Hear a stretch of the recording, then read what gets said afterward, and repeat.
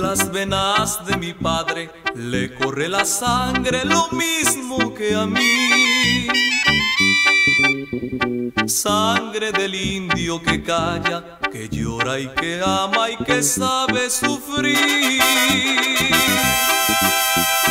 El indio aquel que mi madre amó porque sabe que es un hombre fiel. Gracias a Dios que es mi padre y que yo he heredado ser indio como él.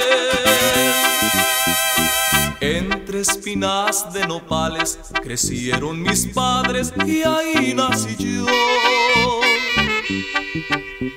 Mientras labraban la tierra, soñaban con darme una vida mejor.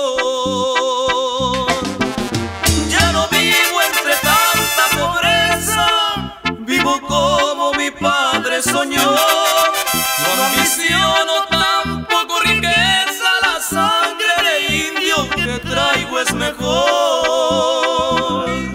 La piel de bronce que tengo es herencia de mi padre, y este corazón que siento, este me lo dio mi madre.